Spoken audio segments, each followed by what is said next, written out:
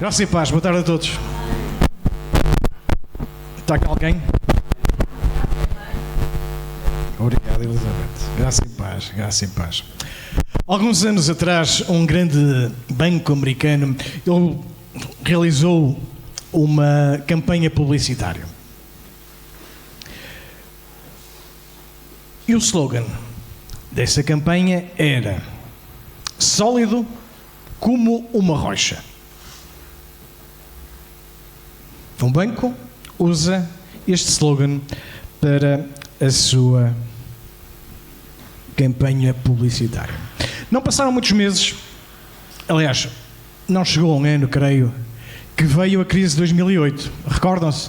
E aquilo que era as expectativas de muitos depositantes, muitos clientes daquele banco, com a crise de 2008, o banco pura e simplesmente foi à falência. De repente, puf, a solidez que este banco apresentava desapareceu. Vocês lembram-se ainda de um banco ainda maior que este, que era o Lehman Brothers. 158 anos de história. De repente, puf, acabou, não é, Tiago? Solidez, confiança, segurança, era isto que se apregoava nessa altura.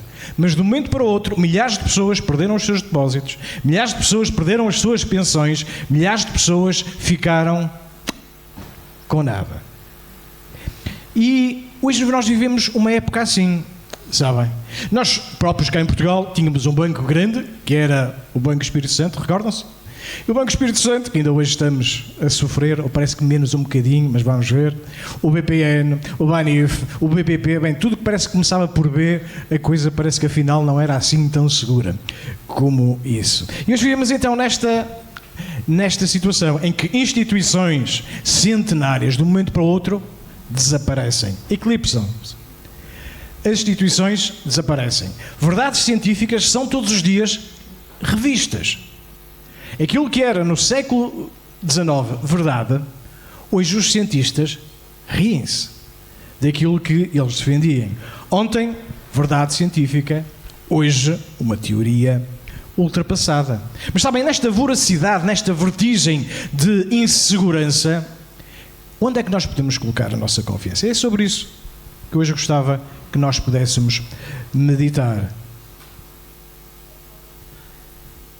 Onde estás tu a colocar a tua confiança? Isaías, capítulo 40 e versículo 8, eu espero que a maior parte de vocês conheça este versículo, diz-nos o seguinte: seca-se a erva, cai a flor, mas a palavra de nosso Deus subsiste para sempre.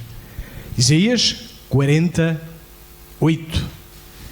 Seca-se a erva e cai a flor, mas a palavra do nosso Deus subsiste para sempre. É um versículo fácil, curto. Querem repetir comigo? Vamos todos juntos ler o versículo novamente. Então diz o seguinte: seca-se, cai, mas...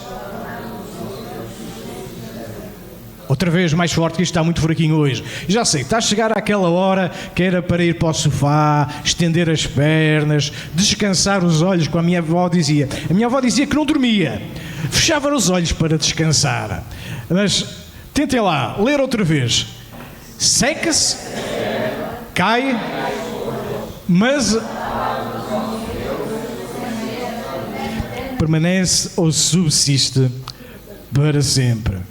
Então é nesta verdade da palavra de Deus, nesta declaração, se quiserem, ousada até, que nós vamos hoje meditar. Porque sabem, esta não é uma afirmação de marketing, não é alguma coisa que possa ser colocada na parede só para ficar bem. Não. A palavra de Deus, ela ao longo dos séculos tem sido comprovada, tem sido validada, não apenas porque ela procede de Deus, mas efetivamente na prática. E num mundo instável como aquele que nós vivemos, em que hoje há paz, amanhã há guerra, onde hoje temos, amanhã já não temos, onde hoje é uma coisa, amanhã é outra, e não vos estou a falar de política, estou-lhes a falar de nós, da nossa instabilidade, da nossa insegurança, da nossa como direi, quantas vezes nós vacilamos naquilo que nós próprios acreditamos. Então, a palavra de Deus é muito enfática. E ela diz dela própria que ela permanece, que ela subsiste. E uma das coisas que, quando nós lemos este texto, e o versículo é muito curto, e lembra-se o que é que diz o versículo? Cai. Seca-se a erva? Cai. Samuel, não estou a ouvir nada. Como é que é? Não, sem ler. Ai, não. Se eu perguntar ali a Lourdinhas, ela já sabe. Seca-se.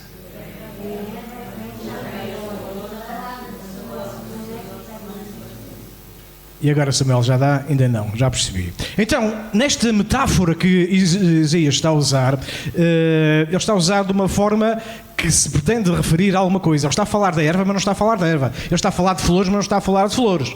Quem tem flores lá em casa? Só 2 pessoas? Eu não acredito. Ninguém tem vasos com flores? Ok. Então vocês sabem o que é que são flores. Normalmente nós plantamos flores ou plantamos erva? Porquê? Porque é mais bonito. Não é uma questão prática. Mas aqui Isaías, quando está a referir-se à flor e à erva, não está a falar da flor e da erva que vocês têm lá em casa ou nos jardins. Está-se a falar do homem, de mim e de ti, da condição humana. Mas não está a falar na condição humana apenas numa vivência normal, mas no seu auge. Quando o homem conquista coisas, quando o homem no esplendor da sua força conquista e vence, é nesta condição e para isto que Isaías está a apontar. E ele diz, olha, na maior força que vocês tiverem, nas maiores conquistas, nas maiores realizações da vossa vida, saibam que isto é erva e flor. Mas por outro lado, nós nos lembramos pelo profeta que a palavra de Deus, essa vai permanecer. Eu não sei o que é que isto vos causa a vocês, mas a mim traz-me um sossego e um descanso muito grande. Porque há coisas que na vida nós podemos efetivamente confiar. Talvez as pessoas nos vão falhar, talvez as pessoas nos vão trair, talvez as pessoas até vão dizer mal de nós. Sabem uma coisa? Não podemos controlar isso. Não se preocupem. Agora, quando nós olhamos e vemos que a palavra de Deus, ela se cumpre, ela persiste, ela permanece, então aquilo que ela diz e aquilo que ela fala acerca de mim e de ti tem outro impacto. Agora lembrem-se alguns impérios da história. Lembram-se dos egípcios? Se eu falar do Egito ainda hoje, o que é que vocês se vão lembrar? Das pirâmides. O que é que são as pirâmides hoje? Olha, são um monte de calhaus. Já foram gloriosas, hoje em dia são pedras sobrepostas umas às outras. O Império Romano tinha a sua capital, lembram-se onde? Na cidade de... Qual é a capital do Império Romano? Roma. Sabem qual era a descrição para a cidade de Roma? Era a Urbis Eterna. Isto significava o quê? Que era a cidade eterna. Urbis Eterna, em latim. É curioso que esta cidade que se refere na antiguidade, se nós hoje lá fomos, e quem já foi pode ver, eu já vi isto, são ruínas para turistas verem. Não mais do que isso. Ruínas. Mais recentemente, mas estás a falar de coisas que foi há muito tempo, é natural? Não. Século XX, Hitler, ele tentou um império que se chamava o Terceiro Reich. Sabem, ele prometeu aos seus concidadãos de que esse império iria durar 1000 anos. Vai-se lá saber porque é que ele foi determinar 1000 anos. Mas isso era outra conversa. Sabem quanto tempo durou? Pouco mais que 12 anos. E todos estes impérios ruíram. E ruíram não pela falta de poder ou de recursos, mas porque foram construídos sobre fundamentos temporais e decadentes. Vamos voltar às flores. Um certo homem, ele gostava da jardinagem e tinha lá no seu jardim um canteiro com rosas. Certa vez um amigo foi lá. Ele quis-lhe mostrar o quê? As rosas. Homens a mostrar rosas a outros homens. Bem, a história foi assim. Ele apontou-lhe para as rosas. Então, o que é que achas daquelas rosas? São bonitas ou não? Quem gosta de rosas? Tu gostas de rosas? Vermelhas, amarelas ou brancas? Todas são bonitas, são flores, já percebi. Eu não sei dizer qual era a cor destas flores, mas ele apontou para e aquela roseira estava mesmo carregada. Naquela altura em que as rosas estão assim, cheinhas, sabem? Ainda não estão demasiadamente abertas, assim. Ele olha, com muito orgulho, olha, gostas daquelas flores? Ele teve que dizer, olha, sim, de facto, estão bonitas. Olha, eu vou-te dizer uma coisa.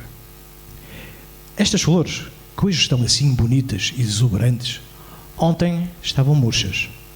Amanhã vão ser adubo.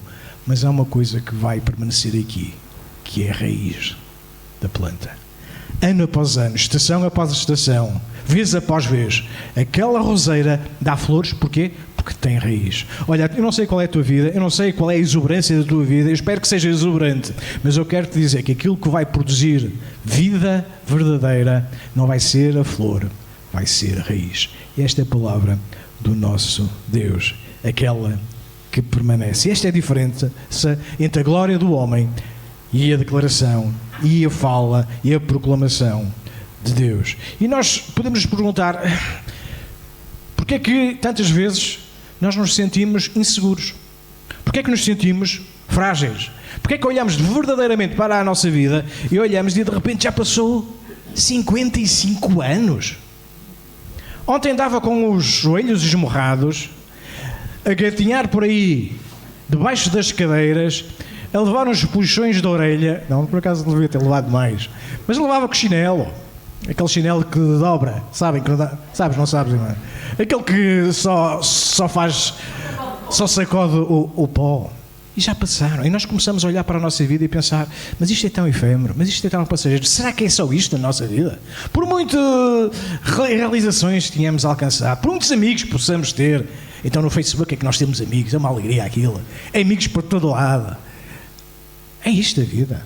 Porquê é que nós somos tão passageiros, tão efêmeros? E a Bíblia diz, olha, a tua vida são 70 anos, mais que isto, talvez tenhas sorte, possas prolongar mais um bocado, depois vais ter cansaço, vais ter fadiga, vais chegar aos 120, 300, mas a coisa não... Porquê é que há esta fragilidade em nós?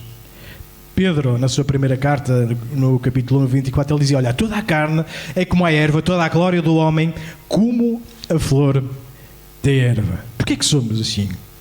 E quando Pedro está aqui a falar, ele não está a falar apenas de morte física, ele está a falar e a referir-se da nossa natureza caída. Toda a carne é como erva, toda a glória do homem como a flor de erva. Então nós percebemos que a nossa vulnerabilidade, o facto de sermos tão passageiros, tão instáveis, vem então do quê? Do pecado. Do pecado que veio à humanidade. O pecado introduziu-se no ser humano, introduziu uma instabilidade, uma insegurança. Tornamos-nos, como a palavra diz, folhas ao vento, levados por doutrinas de homens, por toda a tendência cultural, por causa das tendências de modernidade que queremos seguir, se quiserem. E muitas vezes perdemos fundamento, alicerce, âncora que nos dê segurança eterna. Esta é a razão porque muitas vezes nós nos sentimos inseguros. O pecado. Sabem, e a sociedade tem-nos dado alguns paliativos para lidar com isto. O primeiro é, olha, se tu fores muito rico, tu vais estar seguro. Quem é que já ouviu isto? Nunca ouviram isto? Primeiro, quem é que gosta de dinheiro? Ok, tenho aqui pelo menos uma pessoa honesta. Olha, eu quero-vos dizer, eu gosto de dinheiro, está bem? Se vocês não gostam, passem para cá que não tem problema. Não tem problema. O problema não é gostar de dinheiro. O problema é ser dominado pelo dinheiro. O problema é aquilo que é preciso fazer para ter dinheiro. O problema é se eu mudo de caráter à medida que tenho mais dinheiro ou menos dinheiro. Esse é que é o problema. Mas a sociedade diz, olha, se tu tiveres muito dinheiro, tu vais estar seguro, não vai acontecer-te nada, tu vais poder fazer acontecer, tu vais realizar, tu vais ser o maior. Então eu pergunto, porque é que tantos milionários que têm tudo e mais alguma coisa se suicidam? Se calhar porque a segurança que o dinheiro traz é uma falsa segurança. Porquê é que tantos de um momento para o outro têm perdido tudo? Quantos pensionistas viram as suas reformas a arder? Não, eu não estou a falar agora do tempo da Troika, está bem? A Bíblia diz-nos o seguinte: olha, porventura fitarás os olhos naquilo que não é nada, porque certamente a riqueza criará asas e voará ao céu como a águia. O que é que aqui nós estamos a ler? A natureza da riqueza, ela voa, não traz verdadeira segurança. Bem, outros procuram na ciência resposta para as suas inseguranças. Olha, se eu estiver doente, a ciência vai ser desenvolvida, vai arranjar uma cura e eu vou ficar o problema resolvido. Mas conforme já vos disse logo no início, a verdade é que a ciência, por definição, é um processo de desenvolvimento, de conhecimento. Aquilo que é hoje, amanhã já não é. Aliás, não sei se vocês viram recentemente, creio que foram os cientistas japoneses que fizeram alguma coisa assombrosa. Eles colocaram um cego a ver. Não sei se alguém viu a notícia. Isto é extraordinário ou não? Nós chegamos ao ponto, no século XXI, da ciência estar ao ponto de capaz de alguém que nunca viu na vida, era um cego, não era um cego que tinha deixado de ver, era um cego que nunca viu, ok? E por ligações, não sei, não estão à espera que eu explique, não é? Pois é, isto é extraordinário, não? Então muita gente procura o quê? Respostas na ciência. A ciência tem-nos dado respostas? Sim, mas não vai dar respostas para aquilo que ela não está feita, nem desenhada. Porquê é que tu foste criado? Porquê é que tu existes? Qual é o propósito na tua vida? A ciência, não esperes na ciência a resposta para estas perguntas. Não estejas à espera da ciência para te dar gozo e alegria constante no meio de uma aflição ou de uma tribulação. Não esperes, porque não vai acontecer. Mas Deus pode fazer isso. A sua palavra faz isso. Progresso tecnológico. Aprovação social. Bem, se eu for suficientemente conhecido, eu vou ter importância suficiente para estar bem na vida.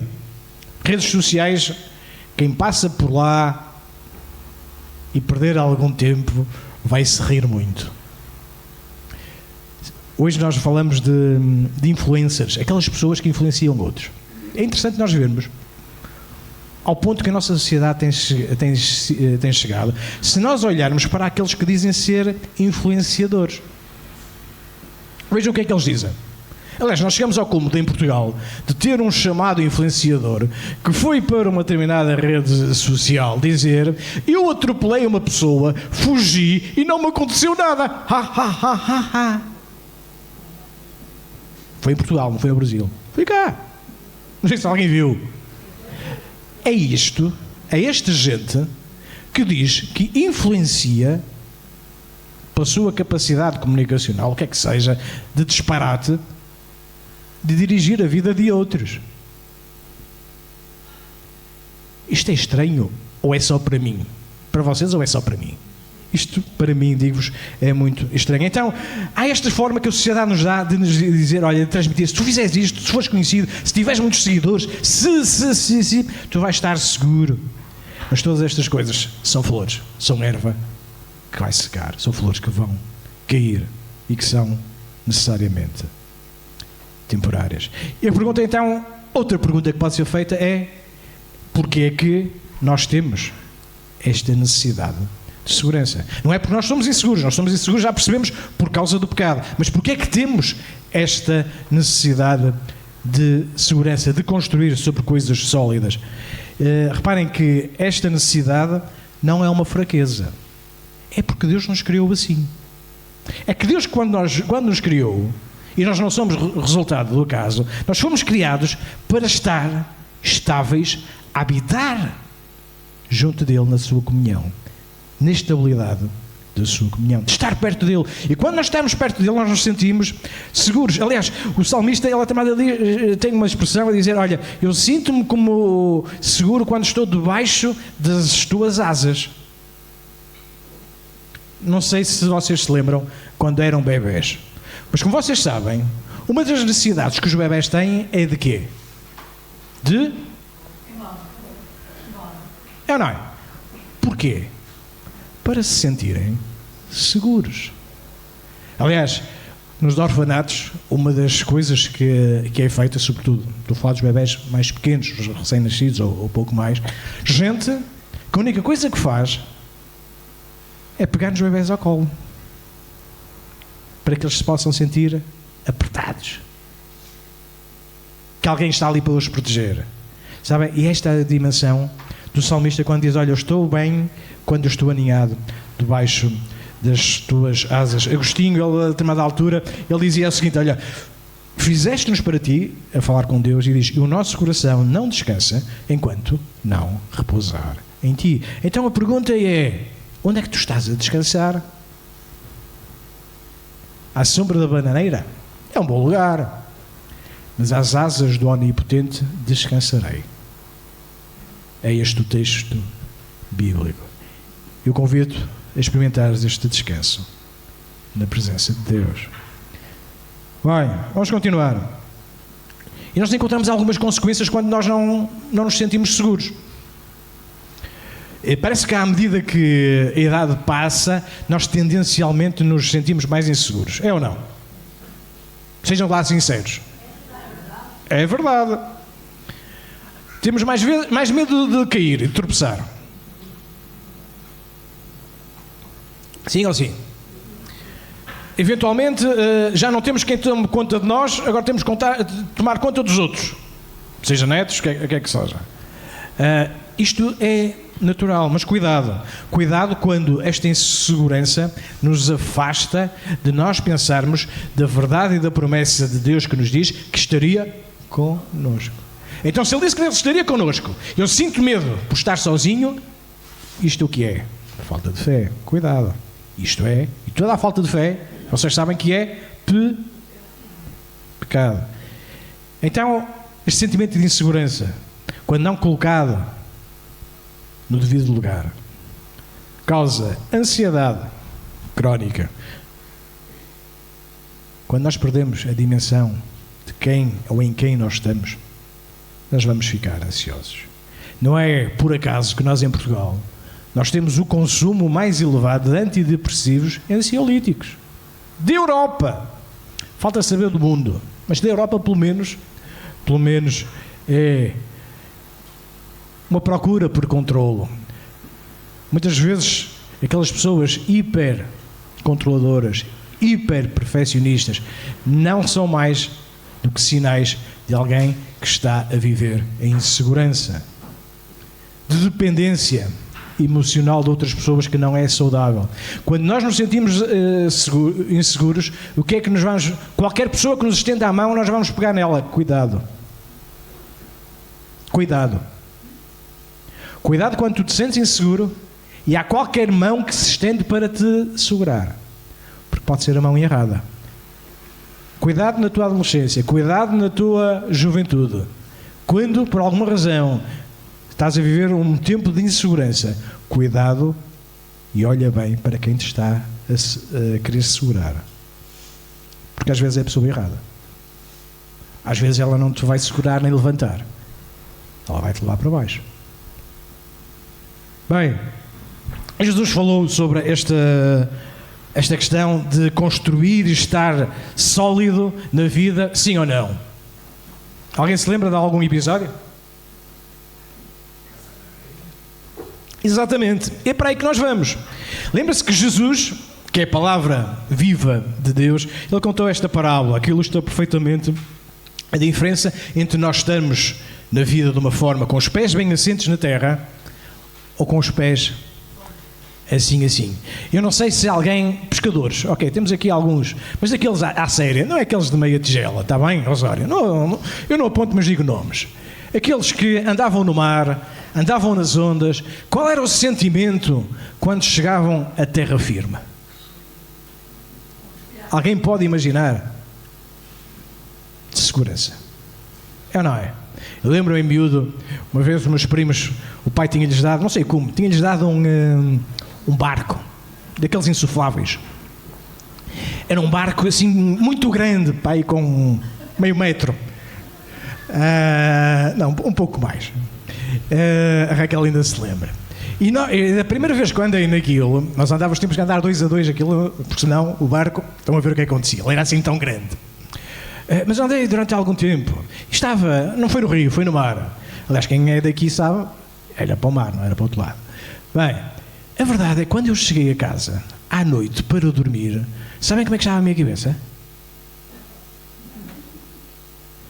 Eu estava em terra firme, mas a minha cabeça parecia que andava aqui.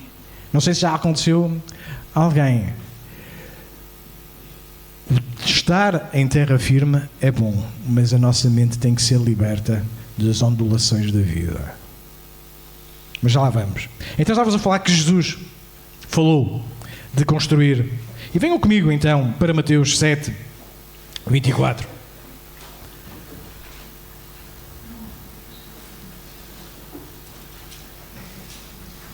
Mateus, capítulo 7, e versículo 24. Diz o seguinte: todo aquele, pois, que escuta estas minhas palavras e as pratica, assemelhá-lo-ei ao homem prudente que edificou a sua casa sobre a rocha. Desceu a chuva, correram rios, sopraram ventos e combateram aquela casa e não caiu, porque estava edificada sobre a rocha. Estão a imaginar? Até aqui? Sim? Vamos continuar. E aquele que ouve estas minhas palavras e não as cumpre, compará-lo-ei ao homem insensato que edificou a sua casa sobre a areia. E desceu a chuva, correram rios, sopraram ventos e combateram aquela casa e caiu e foi grande a sua queda. Jesus está a usar esta ilustração para aquele que ouve a palavra, para aquele que conhece a palavra, para aquele que pratica a palavra, para aquele que desobedece à palavra, não a praticando. E lembram-se do versículo chave desta tarde? A erva cai, a erva seca, mas a palavra de Deus permanece. Então a questão é: o que é que eu faço com a palavra de Deus na minha vida? Porque quando Deus nos deixou a sua palavra, não foi apenas como um registro histórico, como um manifesto religioso, como um compêndio de um livro sagrado. Não. A Bíblia é para ser conhecida, para ser obedecida. A Bíblia não é para ser conhecida, para ser recitada. Pode ser, mas fica a quem? Então temos Jesus a falar destes homens. E uma das coisas que nós lemos no texto, e facilmente percebemos, é que um ouviu, outro não ouviu. Foi? Ambos tinham ouvidos para ouvir. Ambos ouviram as mesmas coisas. Ambos estiveram presentes a contemplar as mesmas realidades. Ambos tiveram acesso à palavra. A diferença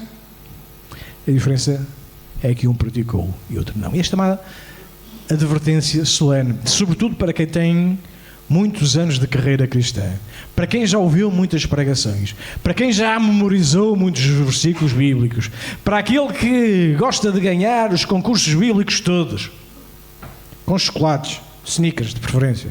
Para a próxima espero que seja Barça. Porque a palavra tem que dar fruto. Porque se não der fruto, não produziu o efeito. Então, vemos este homem insensato, que eventualmente não era ateu. Ele não desconsiderou, não desacreditou, ou não creu nas palavras. Pura e simplesmente não praticou. Talvez tenha ficado impressionado com a pregação de Jesus. Talvez tenha chegado a Jesus: epa, essa palavra hoje foi mesmo boa. Mas pegou, meteu ao bolso e faz aquilo que eu faço com os recados que me dão: fica no bolso e não sai mais de lá. Quando chegou a hora de praticar, não estava lá. E agora, percebam uma coisa: muitas das coisas que nós aprendemos, que Deus nos tem ensinado ao longo da vida, não é para aquele momento imediato que nós ouvimos. Vai ser para nós usarmos mais à frente. A pregação de hoje, para alguns, não é para hoje. mas vai ser daqui a 15 dias, daqui a 15 anos, não sei. Muitas vezes aquilo que nós ouvimos não é para aquele instante, às vezes é, outras vezes não é. Então como é que isto pode produzir fruto? Quando nós guardamos para no tempo oportuno pormos em prática. O que é que aconteceu com estes homens? Um deles pôs em prática quando a prova veio, quando a tempestade chegou, quando as dificuldades vieram à sua vida. E quando assim é, este é que foi o verdadeiro teste. Porque até lá, enquanto não houve tempestades, ambas as casas eram bonitas. Lembra-se da música? As saudades que eu já tinha da minha alegre casinha. Coisa simples, bonita. Branquinha, janelas, pode ser vermelhas, um telhado, coisa simples, mas bonita. Qual era o teste àquela construção? Quando veio a dificuldade. Olha, não sei como é que está a tua vida, mas se tu estás a passar um tempo de bonança, dá graças a Deus por isso. Mas não desconsideres os tempos de dificuldade que vão surgir. E prepara-te para eles. Como é que eu me preparo para eles? Praticando a palavra. Vocês acham que o melhor jogador de todos os tempos, o Cristiano Ronaldo, ele chegou onde chegou sem praticar? Não. Pratica mais que os outros, esforça-se mais que os outros, dedica-se mais que os outros. Quando nós desconhecemos, podemos errar. Quando nós conhecemos e erramos, bem, aí a coisa é mais grave. Então, ambas tinham e pareciam que estavam bem construídas, mas apenas uma estava. Uma foi muito fácil de construir. Quem é que já fez buracos na areia, lá na praia, quando era miúdo? Mais ninguém, só a Raquel. Aquilo é fácil com o balde, com a pé, com a coisa, ou não? É fácil escavar na areia. Agora, experimentem na rocha meter batata. Plantar batata. Pem, é de picareta, não é, Osório? Não dá. E com sorte, não vai lá. É fácil construir na areia. Na minha vida é muito fácil construir na areia. Construir na rocha vai precisar intenção, dedicação, persistência. As construções na areia revelam uma fragilidade que está oculta. Agora imaginem lá uma coisa. Nadador Salvador. Temos pelo menos aqui dois. Pelo menos dois ou três. Dois oficiais ou um a meio termo.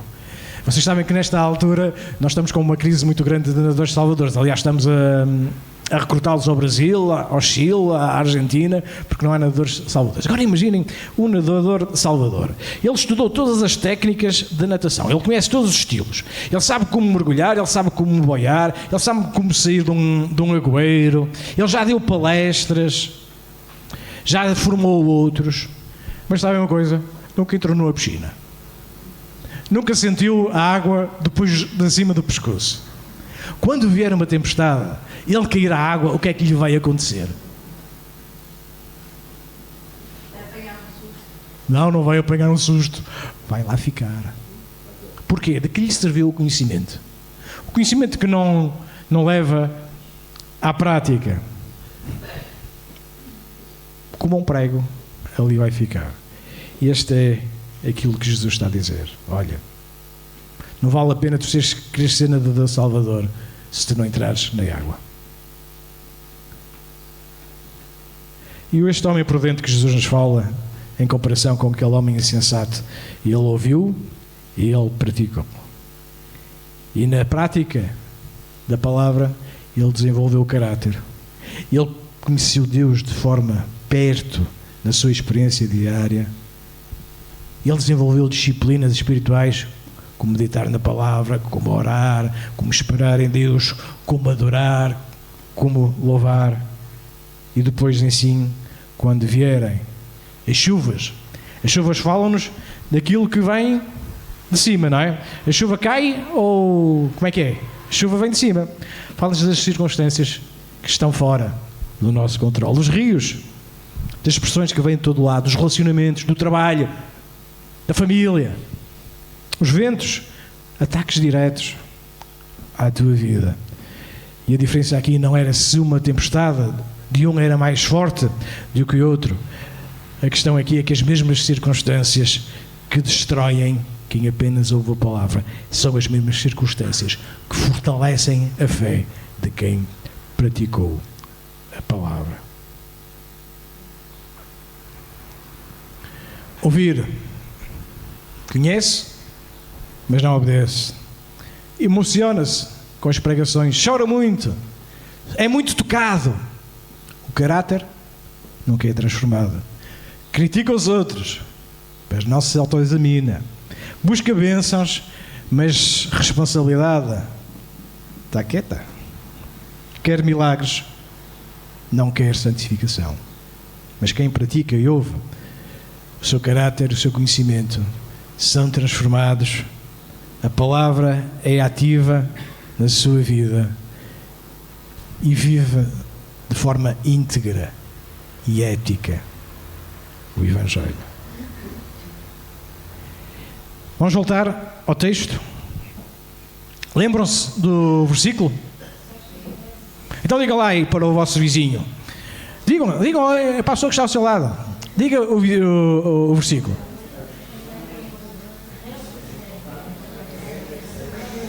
Agora ao contrário. Agora vou-vos perguntar, quem é que tem a coragem de dizer? Ó Mimosa, já ouviu ou não? Quer repetir? Não quer. Ó Anitta, já ouviste? Seca-se a relva, o meu diz relva. A relva. É chique. Cai a flor, mas a palavra do Senhor permanece para sempre. Também diz Senhor, não diz Deus? Diz Senhor. Jeová, está bem. É mais a coisa. Temos que arranjar uma Bíblia decente para a Anitta. Silvio, consegue dizer o versículo? Sem olhar. Nem olhar. Seca-se. A flor murcha. A palavra permanece. Bem, nós temos que perceber que quando Isaías aqui está a falar da palavra de Deus, há uma dimensão abrangente deste significado. E percebemos que ela transcende o próprio cânon, a própria Escritura. Ele não está a referir única e exclusivamente àquilo que vocês têm na vossa mão, que é a Bíblia. Vocês sabem que a palavra de Deus manifesta-se de várias formas. A palavra de Deus é tudo o que Ele declara, tudo aquilo que Ele designa, tudo aquilo que Ele proclama. E a Bíblia, que é a palavra de Deus, contém, é a palavra de Deus, não contém apenas, como alguns dizem, a palavra de Deus. Ela é a palavra de Deus, mas quando Isaías estava aqui a referir-se, estava uma abrangência maior do seu significado, até porque, como vocês sabem, a Bíblia toda ainda não estava aqui escrita, ainda faltava o Novo Testamento. Então o que é que Isaías não está aqui a falar desta palavra que subsiste, desta palavra que permanece, desta palavra que é eterna? Está a falar de algumas coisas, está a falar da palavra criadora de Deus. Lá em Gênesis, Deus na criação disse Deus, haja, e houve. Sucessivamente, Deus fala, as coisas acontecem. Isto quer dizer, e está-se a referir à palavra criadora de Deus. A palavra criadora que também sustenta o universo. De Hebreus 1:3 diz-nos sustentando todas as coisas pela palavra de Deus. Então a palavra de Deus não apenas descreve a realidade, ou a sua palavra, melhor dizendo, cria essa mesma realidade. Estamos a falar, obviamente, da palavra revelada de Deus, que são as Escrituras. Segundo a Timóteo 3,16, lembra-nos, toda a Escritura é divinamente inspirada. A mesma palavra que criou, sustenta, as leis da física não são mais do que o cumprimento da palavra de Deus. A palavra de Deus é viva, é eficaz, mais penetrante do que espada alguma. Ela transforma. Ela vivifica. Ele traz esperança a quem está sem esperança. Ele traz fé a quem está sem fé. A própria palavra diz, olha, a fé vem pelo... Meu irmão, eu estou-me a sentir muito em baixo. Estou sem fé. Pergunta imediata. A quem é que tu estás a dar ouvidos? Se estás a dar ouvidos à CMTV, meu amigo, a tua fé já fugiu há muito tempo. Se dás ouvidos à vizinha do quinto direito, já partiu a tua fé. Mas a palavra diz, olha, a fé vem pelo ouvir. E ouvir a palavra. Precisas de fé? A quem é que tu estás a dar ouvidos? Porque a fé vem pelo ouvir. Mas também Isaías, voltando ao nosso texto, está a falar da palavra encarnada, do próprio Verbo. Lá em João 1 nós lemos que o princípio era o Verbo, a palavra, Cristo. Também a palavra profética, daquilo que Deus diz e que se cumpre. A palavra de Deus anuncia o futuro ainda antes dele acontecer. E, olhando para este texto, qual é o texto? Seca-se, cai, murcha, cai a flor, mas a palavra de Deus persiste ou permanece. Alguns atributos de Deus. Primeiro, Deus é eterno. Por isso, a sua palavra permanece. Deus é imutável. Por isso, aquilo que Ele diz se cumpre. E quando nós falamos de que Deus é imutável, não quer dizer que Ele é estático. Não é que quer dizer que Ele que é parável, que está parado. Mas significa o quê? Que no mundo em mudança, os seus princípios, a sua palavra, a sua doutrina, ela não muda. Deus não é filho do homem para que minta. Hoje é sim, amanhã é não. Não, com Deus é sempre sim. Eu não sei se vocês valorizam muito a palavra de alguém. Alguns anos atrás, no nosso país, era normal nós darmos muito valor à palavra de alguém. Era ou não era? Os contratos eram feitos apertando uma mão. A minha filha, quando era mais nova, ela descobriu uma forma muito fácil de me obrigar a fazer coisas que eu eventualmente não queria. Sabe o que é que ela fazia? Tu disseste. Agora imaginem, eu no início do dia ter dito que ela ia comer um gelado. Durante o dia esqueci-me. Nunca mais lembrei. A coisa varreu-se. Chega ao final do dia e a desgraçada: papai, meu gelado. Então, olha, amanhã, mas tu disseste. E lá tinha o desgraçado que ir arranjar maneira de que ela comesse mesmo gelado. Depois ela cresceu e pronto, a coisa já começa a ser diferente. Mas nós damos ao valor das nossas palavras quando nos comprometemos. Vou estar amanhã aí às 2h30. 2h35, 2h40, 3 da tarde, 3h30. Isto é para alguém? Não, é só para mim. Recentemente reparem, isto também é cultural, eu sei. Recentemente tive experiência com um indiano. Aliás, na última altura eu perguntei-lhe: olha, mas tu de certeza que és indiano? Eu marquei com ele às 3 da tarde. Eu normalmente chego sempre 10 minutos mais cedo. 5 minutos mais cedo ele já estava lá. Eu sabia que ele era indiano, ok? 5 minutos antes ele estava lá. Vocês sabem que os indianos nem sequer usam um relógio, não é? Aquilo, se aparecerem, apareceram. Se não aparecerem uma semana depois, ainda vai a tempo. Os africanos passa só 3 dias. Os indianos é mais uma semana. Mas nós damos valor à palavra de alguém ou não? É bom que demos valor à nossa palavra, mas que demos mais valor a quem fala connosco quando Deus fala. E se Deus fala contigo, guarda, porque a sua palavra tem valor. Jesus Cristo é o mesmo ontem, hoje e eternamente. E no mundo de mudanças constantes, esta imutabilidade de Cristo é essencial na nossa vida.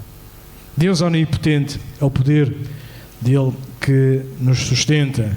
Assim será a palavra que sai da minha boca. Ela não voltará para mim vazia, mas cumprirá aquilo para a qual eu enviei. Lemos isto em Isaías 55:11. Bem, já só falta meia hora. Nós, vez após vez, poderíamos ir encontrar como a palavra de Deus foi cumprida na vida de muita gente ao longo do relato bíblico. Abraão, lembra-se? Sara, lembram-se? David, lembram-se? E a ti? O que é que Deus tem falado que se tem cumprido na tua vida? É bom que nós saibamos escutar e discernir. 4.000 anos depois da vida de Abraão, ainda hoje, nós vemos o cumprimento da promessa de Deus a Abraão. E a Bíblia fala-nos de várias coisas. Esta palavra que é imutável. Ela fala-nos de que todos pecaram e precisam de Salvador. Todos pecaram, destituídos estão da glória de Deus, diz-nos o texto de Romanos. E eu não sei qual é a tua circunstância, e mais uma vez eu repito, mas eu não sei se tu percebes que sem Deus tu estás a viver fora do propósito para o qual tu foste criado. Ok, mais uma pergunta. Quem tem peixe aquário lá em casa? Já ninguém usa aquários. Dão muito trabalho, não é? Tem um gato não serve. Tem que ser mesmo aquário. Ninguém tem. Já desistiram. Ainda tem um peixinho, aqueles que não dão trabalho, aqueles vermelhos, que a malta mete lá comida de 3 em 3 meses e ele ainda lá está. Não sei se não tentem pôr um peixe num aquário quadrado pequeno, está bem? Porque ele vai morrer, de certeza. Mas durante algum tempo tive alguns peixes. E estou-me a lembrar disto porque ontem estava a ver fotografias e vi uma fotografia do meu aquário. E parecia lá um peixe, porque ele parecia quase uma sardinha. E era uma chatice naquele momento de limpar o aquário. Porque quem tem aquários sabe que aquilo é uma trabalheira. Ou nós pomos os peixes a trabalhar para nós, aqueles que limpam os fundos e os vidros e não sei o quê. Então aquilo é uma trabalho. E uma das coisas que era muito cuidadoso que eu tinha que ter era quando tinha que mudar a água. Porquê? Porque se houvesse instabilidade no pH, no tipo de água, eles a seguir iam todos dormir, nunca mais acordavam. E era isto que acontecia. Então, um peixe continua a ser peixe se estiver fora da água, é ou não é? Continua a ser peixe, continua a ter espinhas, continua a ter escamas. Agora, um peixe fora d'água vai sobreviver? Não vai, porquê? Porque está fora da vida que a água lhe dá. Olha, eu não sei se tu estás a viver perto ou longe de Deus, mas se tu estás a viver longe de Deus, tu és um peixe fora d'água. E tu precisas de água, precisas de alimento, precisas de vida para sobreviver. Por muito bonito que sejas como peixe, com aquelas listas coloridas, aqueles corais, aquele peixe de coral tão interessante, fora d'água, não dá. E é assim que nós somos sem Deus. Podemos ser bem-sucedidos, podemos ser admirados, podemos ser talentosos, mas se estivermos fora da água, separados da fonte da vida verdadeira, nós estamos espiritualmente mortos. Onde é que tu queres estar? A seca virá para a erva. A falta de vigor virá para a flor. Mas lembra-te que Deus, que é eterno e que fala contigo hoje também. E diz, olha, já chega de viver sem mim, vem para mim. Se tu não fizeste isto nunca, eu desafio-te a fazeres hoje. a viver, não afastado da palavra de Deus, mas a construir a tua vida fundamentado, alicerçado na sua palavra, para que quando venham as tempestades, tu possas permanecer. E uma das coisas que nós vemos muitas das vezes é alguém que se converte e depois parece que começam a aparecer os problemas. Já viram isto a acontecer? Agora, Senhor, agora que eu me virei para Ti, é que agora que eu fui batizado, agora que parece que... Bem, há duas coisas que podem estar a acontecer. Primeira, é que a malta com quem tu te davas não vai gostar de ti porque tu passaste a ter uma nova identidade em Cristo. Primeiro, alguma coisa que possas fazer por isso? Muito pouco, continua a ser quem tu és em Cristo. Mas há uma segunda coisa que pode estar a acontecer, que é Deus a lidar contigo. É Deus a santificar-te. E nós não gostamos de ouvir isto. Porque se a partir do momento, se eu digo que sou cristão, que sou filho de Deus, sou seu discípulo, e se quero continuar a viver da mesma forma, acham que Deus te vai deixar? Não, Ele vai querer para ti, para si mesmo. Então o que é que Ele vai fazer? Vai-te corrigir. Se calhar, aquilo que tu precisas é mesmo cortar com as pessoas com quem tu te davas e que já não fazem parte da tua vida. Se calhar aquilo que tu precisas fazer é deixar aquele trabalho no qual não estás a glorificar a Deus e começar a procurar outro. Ou melhor, começar a procurar outro e deixar esse trabalho. Melhor dizendo. Está bem? Então cuidado. Cuidado quando nós vemos que há contrariedades na nossa vida que não vêm do adversário, mas vêm de Deus, porque Ele nos quer purificar, Ele nos quer santificar. Sabe o que é que a Bíblia diz? É que aquilo que dá fruto, vem Jesus, corta o ramo para que dê mais fruto. É assim que Deus trabalha. Se ninguém te disse isto, não esteja a olhar para mim com essa cara. Vá lá, João. Vá lá, João. Então, ó Senhor, mas então eu estou a fazer tudo e parece que nada acontece. Estás a dar fruto? Não. Deve ser estranho para ti, em que vem dificuldade, em que vem prova, para que Deus fortaleça a tua fé, para que tu dês mais fruto. Este é o Deus que trabalha connosco. É o Deus que nos quer perto dele. É o Deus que nos chama a construir a nossa vida nele. Para quê? Para sermos felizes?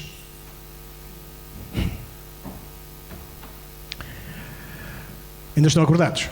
Eu vou terminar agora, está bem? Olha, eu quero te dizer que Deus não quer a tua felicidade.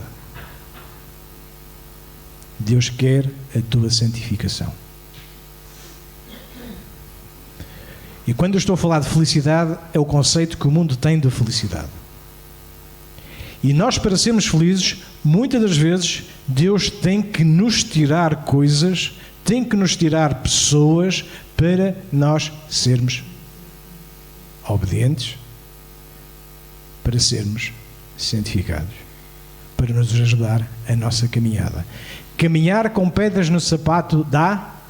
Dá. Dói? Dói. Então é preciso tirar essas areias, essas pedras.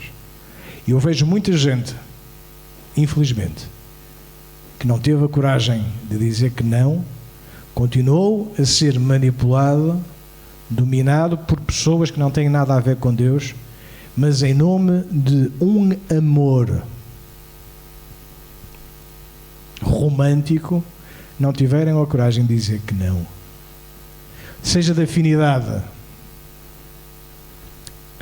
emocional, afetiva, se quiserem, seja de relacionamento familiar trivial.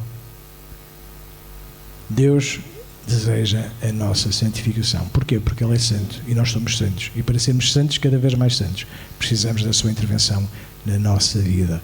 E isto pode causar dor, mas é a concretização da sua vontade na nossa vida. E Ele não desiste de nós. Ele não desiste de nós. Seca-se a erva, murcha a flor, a palavra de Deus permanece. Que assim seja, meus irmãos.